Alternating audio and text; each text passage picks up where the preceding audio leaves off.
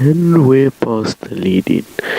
Hello and welcome to episode 3 of the Unprepared Podcast. The only podcast where we don't have a script and where the entire podcast is recorded on obsolete media. You'll probably notice I didn't say we don't have bullet points, but we do today because I wrote down two things that I wanted to talk about in the last episode, but I ran out of tape. So, I don't have a guest yet because no one's joining the Discord server. I forgot to put it in the description of the last video, so I actually still have to do that, and I will do that soon. Anyway, so wanted to elaborate on the point I made in the previous episode. By the way, you'll notice this episode is shorter. It's only 15 minutes long. The reason being is this is the last odd length tape I have. Everything after this will be half an hour in length. You also probably would be wondering, I'm recording this on the Monday night after the week after the previous episode, so it is not probably my laptop being moved. There we go. It's not a week after the previous episode that I'm recording this. The reason being is we are planning on going on holiday next week, and I won't be able to record one of these. So I'm busy recording this currently, and then I'm going to record one this weekend so that I can upload it next week. I can upload from where we're going on holiday. I just can't record. So anyway, let me elaborate on my point that I made about media coming here after the rest of the world. So we only got TV like 5-10 years after America and England, and that essentially makes it that this equipment lasts for longer. Because, for example,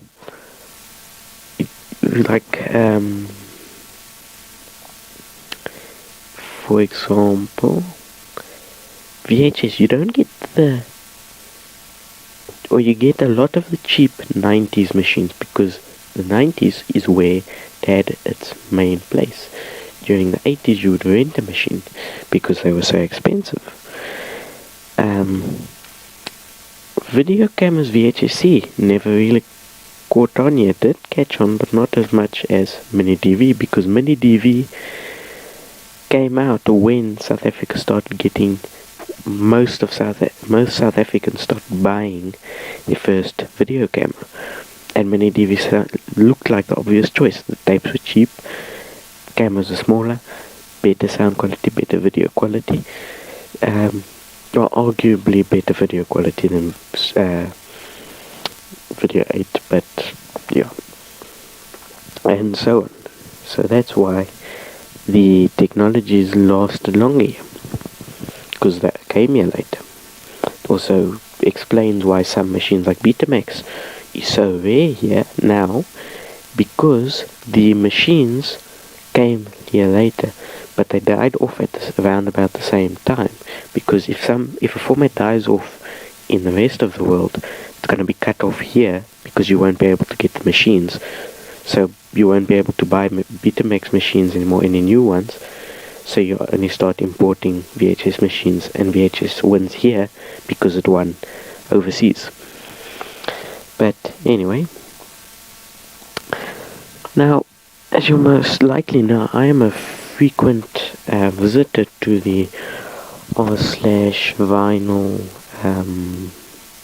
subreddit, and something you will have noticed, like I did, if you go frequent there, the r/vinyl subreddit is a place where a lot of people post their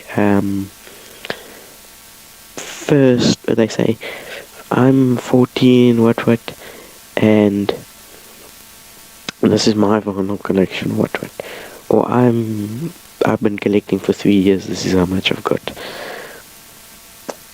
The thing is, I've noticed a lot of people tend to buy the same albums. It's always a Led Zeppelin or a what's it called? Like rock albums. There is quite a bit of people that have got interesting albums, but it's a lot of, like I say, bigger name things. People don't generally check in cheap bins. For example, I check 3 Rand LPs, and I have gotten a stupid amount of weird, wonderful South Africa specific LPs, and I notice a lot of people aren't looking at their country specific LPs, which I would love for them to do, but no, they don't, for some reason. But I also notice a lot of people when you check these things, they're buying LPs because it's the hip thing currently. And I'm not saying that's a bad thing. I'm just saying, why, the reason I buy LPs is to discover new music, okay?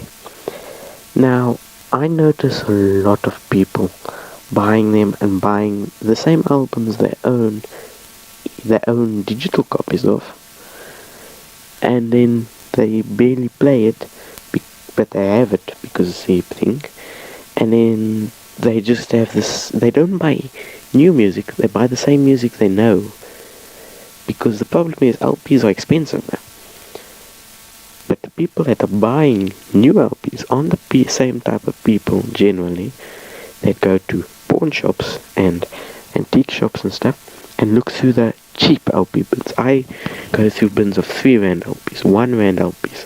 And I find incredibly interesting LPs, rugby matches on LPs, incredibly nice music that's completely forgotten about because it only came out on that LP or a cassette and no one's put it on the internet.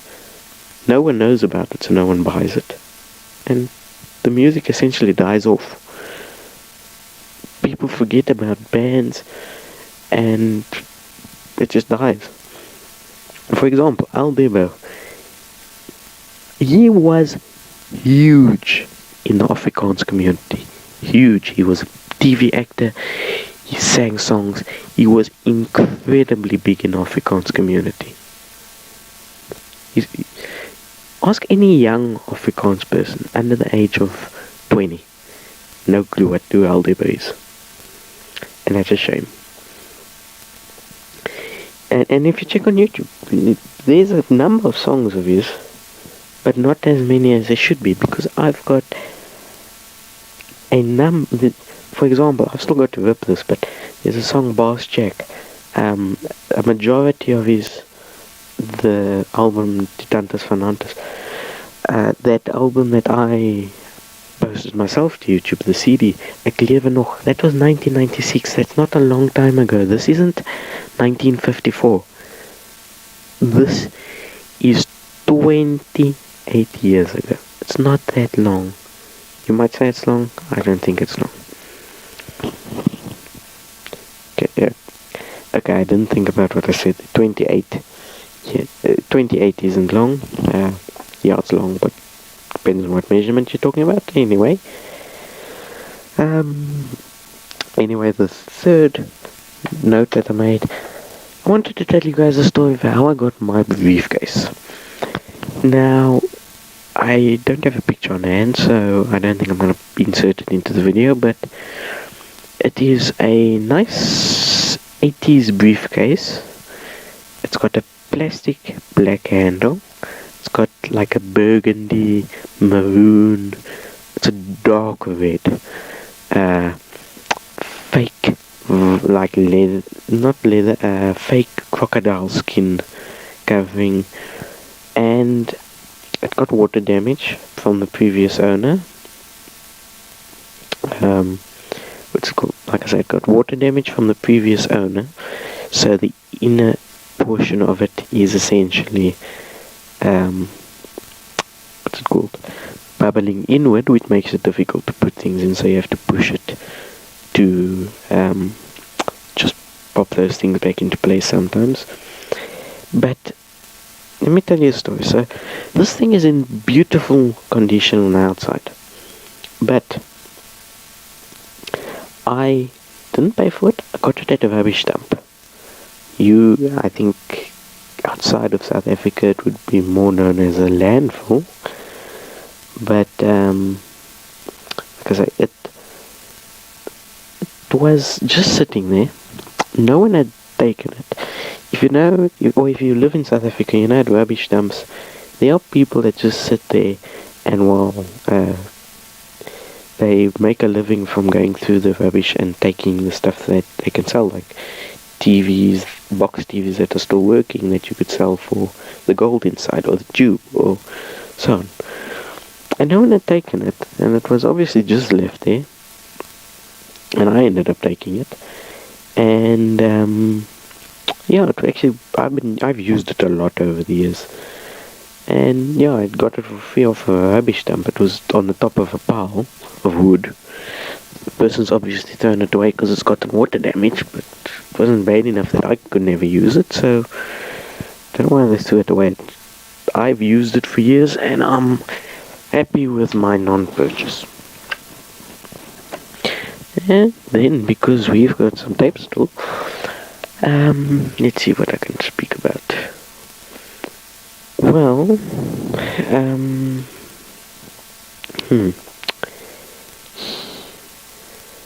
I was, you might have seen I recently got a shortwave radio from the 50s, a transmitter. By the way, if you're familiar with the shortwave transmission laws in South Africa, please comment. I know in America, I think it's similar to analog TV, where if you transmit over a certain distance, it's considered illegal, and if you transmit under that, it's not. And I just like to know the laws on that. I am doing research on it, but it's difficult to find out. Anyway, people tend to assume, well, I posted it on Reddit, and then you get people saying, before you power it up, you should take all the tubes out and test it on a tube tester. Where the legitimate, I can't say that, Bliksem, am I gonna get a tube tester from? You're saying it like it's a common piece of household equipment. I've got everything that you could need as household equipment. I've got saws, hammers, screwdrivers, pliers, clips, clamps, bolts, nuts, nails, screws, drill bits, everything. I don't have a tube tester. Why? No one has a tube tester that I know of. I know people that repair these radios that don't have tube testers. Purely, if the tube isn't working, you replace it. If it is working, you don't replace it. That's essentially the process. People... Okay, let me say this. Tube testers are good to have. Where am I going to get one? It's a specialty piece of equipment. And who in South Africa is going to have this now? I understand when tubes were commonly being used, but tubes haven't been used in things for 50 years. So now you're telling me to find a tube tester or buy a new one. It's a bit far-fetched. I will be careful. I will check the power supply voltage before I plug it in. I'll be careful with the fuses. So I want to reassure everyone that thing's going to be taken care of. Also, there was something else that I wanted to talk about now that I have completely forgotten. Okay, well, I'll take this opportunity to ask you to please like the video, subscribe to the AV Nut if you like this podcast, or if you just like AV related stuff and want to see whatever I get random things. Or if you want to be in one of these episodes, the original premise was to get people from Discord in these episodes. So join whatever the Bliksem we are talking about Discord server in the description. But anyway, I think we're running out of tape. So As we in the business say, we've got the saying, stay safe, stay home, and stay beautiful. And see you in the next episode.